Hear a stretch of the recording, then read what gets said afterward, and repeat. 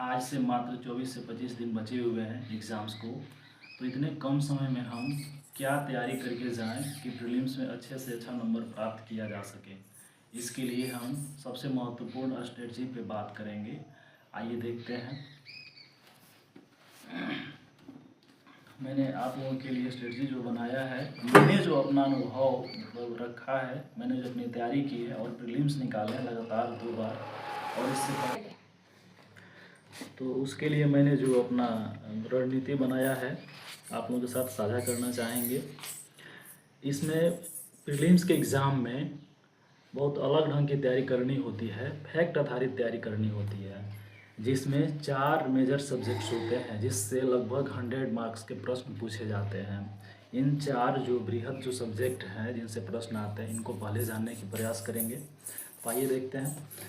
सबसे पहला history. History में लगभग 25 से 30 प्रश्न प्रत्येक वर्ष पूछे जाते हैं। इसकी तैयारी के लिए आप सबसे पहले मॉडर्न जो है, मॉडर्न का ज़्यादा भाग होता है इसमें। अगर 25 से 30 प्रश्न पूछे जाते हैं तो मॉडर्न से केवल 15 से 18 प्रश्न आते हैं। उसके बाद मेडाइवल और एंशिएंट का भाग होता है।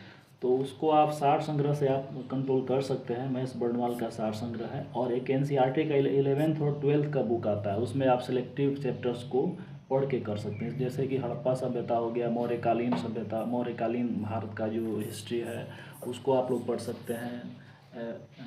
गुप्त वंश हो गया, कुषाण वंश हो गया, उस सब मतलब आप पढ़ के उसको कर सकते हैं।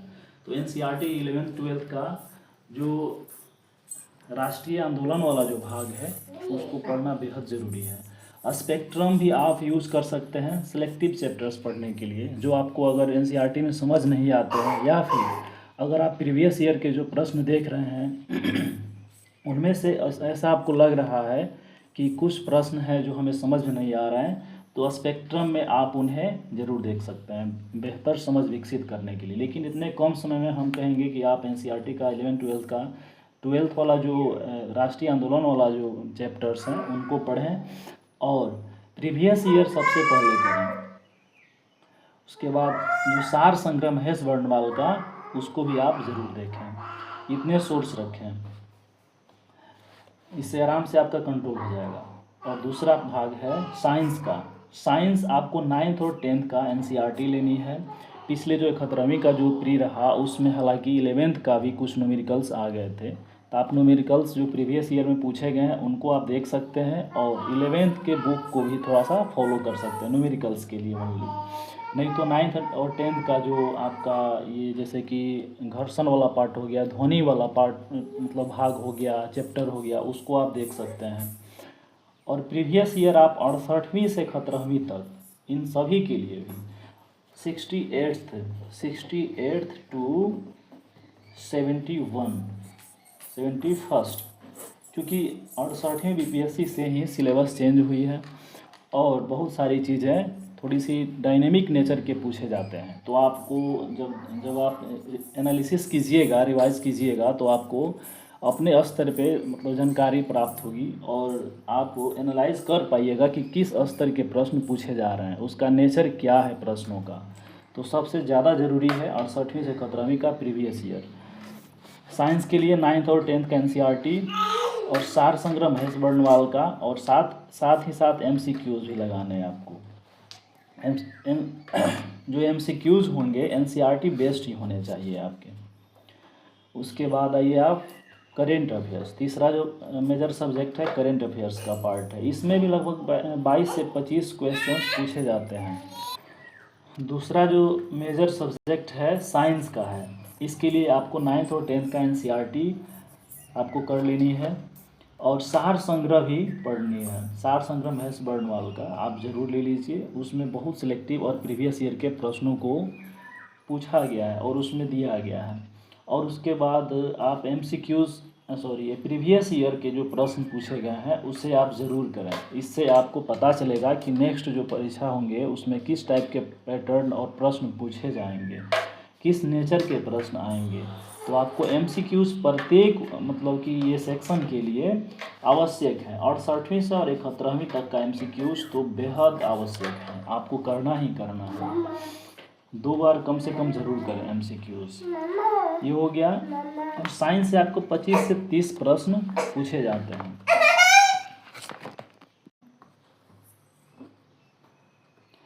साइंस के लिए आपको 9th और 10th के NCERT बुक्स पढ़ने होंगे। और साइंस के लिए हम देखें तो 25 से 30 प्रश्न लगभग पूछे जाते हैं। 9th और 10th का NCERT हो गया। महेश बर्णवाल का सार संग्रह, ये बेहद इम्पोर्टेंट है। और प्रीवियस ईयर 68वीं से 71वीं के लिए प्रीवियस ईयर आपको करने ही करने हैं। 2 से 3 बार जरूर प्रीवियस ईयर कीजिए, ताकि आपको आइडिया लगे कि किस तरह के प्रश्न, किस पैटर्न के प्रश्न पूछे जा रहे हैं। 68वीं से और 71वीं तक का जो आपका प्रीवियस ईयर है वो सब सेक्शन के लिए महत्वपूर्ण है, आपको ज़रूर करने हैं इसके। तीसरा जो मेजर सब्जेक्ट है करेंट अफेयर्स का है। इससे भी लगभग 22 से 25 प्रश्न मिनिमम पूछे ही जाते हैं। तो आप इसके लिए कोई एक बुक, किसी एक प्रकाशन का बुक ले लें। मैंने एडिटोरिया फॉलो किया है। स्पीडी भी थोड़ा सा पढ़ा था, बट एडिटोरिया में पढ़ने में ज़्यादा रुचि आती थी हमें, इस वजह से मैंने एडिटोरिया ही फॉलो किया था। आप लोग अपने रुचि के अकॉर्डिंग देख लीजिए। और कोई एक बुक को 3 से 4 बार ज़रूर रिवीजन करें।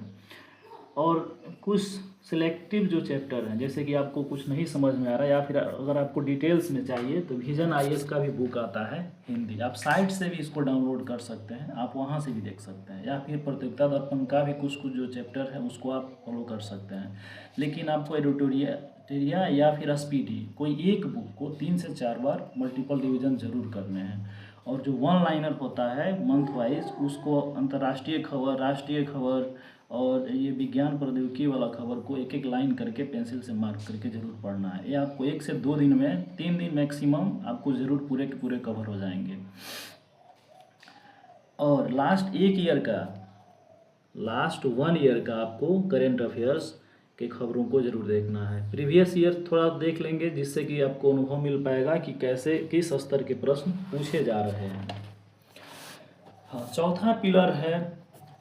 चौथा मेजर सब्जेक्ट है बिहार स्पेशल का। इससे भी 15 से 18, कभी कभी 20 प्रश्न भी पूछे जाते हैं। तो इसके लिए आप कोई एक बुक फॉलो कर सकते हैं। एडिटोरिया हो गया, किरण पब्लिकेशन का भी आता है। MCQs लगाना है इसके लिए। और प्रीवियस ईयर प्रश्नों पे विशेष करके, प्रीवियस ईयर तो बेहद इम्पोर्टेंट पार्ट है। तो आप एडिटोरिया भी ज़्यादातर मतलब ये लोग फॉलो करते हैं, हम भी यही एडिटोरिया ही किए थे। आप भी देख सकते हैं बुक लेकर के। और कोई एक बुक आप ले करके 3 से 4 बार इसे भी आप ज़रूर पढ़ लें। आप सबसे पहले प्रीवियस ईयर को फॉलो करें, उसके बाद एडिटोरिया का बुक ले लें, कोई एक ले लें, एडिटोरिया किरण, लेकिन एडिटोरिया ज़्यादातर अच्छा है, आप देख सकते हैं और उसको ज़रूर पढ़ें। और उसके बाद आप रीजनिंग और मैथ, क्योंकि इसका पैटर्न फिक्स होता है और 10 क्वेश्चंस पूछे जाते हैं, तो आप इसके लिए प्रीवियस ईयर केवल कर लें तो इनफ है।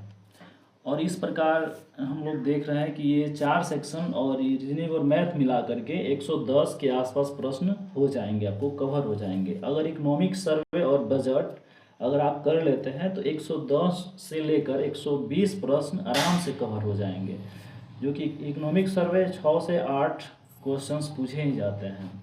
ये बेहद इम्पोर्टेंट रोल अदा करते हैं आपके पीटी और मेंस दोनों के लिए। तो पीटी के पॉइंट ऑफ व्यू से 6 से 8 प्रश्न पूछे जाते हैं, जिसमें आप प्रीवियस ईयर को देख करके अंदाज लगा सकते हैं कि किस तरह के प्रश्न पूछे जा रहे हैं। वैसे ही तैयारी हम इस परीक्षा को करने के लिए भी करके जाएं। तो आप अगर इतना सेक्शन कर जाते हैं तो 110 से 120 क्वेश्चंस आराम से आपके कवर हो जाएंगे। बाकी बच गए 2-3 सेक्शन, जैसे कि पॉलिटी में 10 से 12 प्रश्न पूछे जाते हैं। तो इसके लिए प्रीवियस ईयर और लक्ष्मीकांत के बुक से कुछ सिलेक्टिव चैप्टर्स आप कर लें। और सार संग्रह एक बार जरूर पढ़ लें। सार संग्रह में बहुत अच्छे से दिया गया है आपका, एकदम कंसाइज वे में, संक्षिप्त में। तो ये भी बहुत इम्पोर्टेंट है, आप ज़रूर एक बार देखें।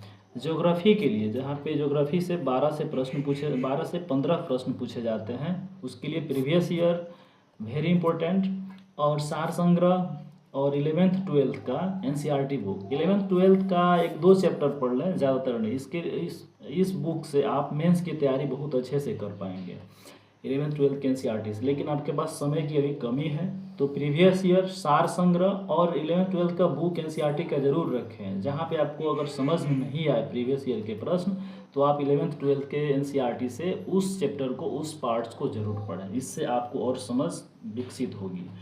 और लास्टली आपको इकोनॉमिक्स है, जो कि प्रीवियस ईयर के प्रश्नों को करने से बहुत सारे प्रश्न आपको कंट्रोल हो जाएंगे और समझ भी आएंगे। और बेसिक के लिए कुछ बेसिक नेचर, जैसे मुद्रास्फीति का हो गया, आरबीआई का जो संचालन पद्धति है उसको जानने के लिए थोड़ा सार संग्रह भी पढ़ सकते हैं और एनसीईआरटी एमसीक्यूज लगा सकते हैं। तो इतने मतलब बुक लिस्ट हैं, आप इन्हें अगर फॉलो करते हैं, लिमिटेड सोर्स रखते हैं और मल्टीपल रिवीजन करते हैं, तो आपकी सफलता सुनिश्चित है, गारंटी है। Thank you. क्योंकि हम भी अभी प्रिपरेशन के दौर में हैं, इसलिए समय थोड़ा कम मिल पाता है। जो भी समय मिल पाता है, मैं चाहता हूं कि आप सभी लोगों का थोड़ा सा भी हेल्प हो सके। और इसके लिए सबसे ज़रूरी बात एक और कहना चाहेंगे कि पढ़ने से पहले आप मेडिटेशन 10 से 15 मिनट का ज़रूर करें। इससे माइंड कंसंट्रेशन वे में रहेगा और आप काफ़ी फोकस्ड होकर के स्टडी कर पाएंगे, जिससे 4 से 5 घंटा पढ़ा हुआ लगेगा कि हम 8 से 10 घंटा के बराबर पढ़ाई कर रहे हैं। तो इसके लिए मेडिटेशन और माइंड को फोकस्ड रखना काफ़ी ज़रूरी है। तो मिलते हैं नेक्स्ट वीडियो में। Thank you.